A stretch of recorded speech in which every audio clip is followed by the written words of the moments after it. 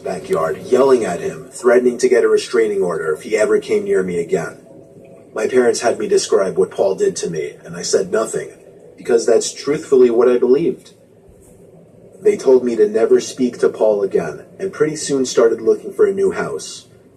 In the meantime, however, one night out of curiosity, I sat up from my bed and looked out the window. There was Paul, standing in his pool, looking up at my window, waving me over once again, but also putting his finger on his lips, meaning to be quiet. I shut the blinds and ignored him, listening to my parents. A few nights later, around the same time, there was a knock at the window.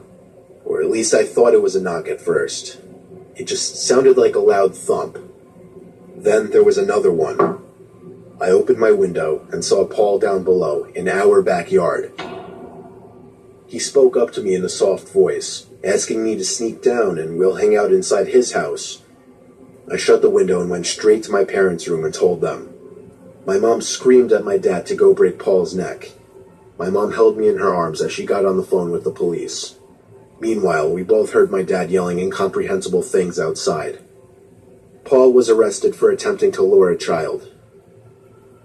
I don't know much else about what happened though, because the next day, my mom and I stayed with my grandma until we moved to a new house.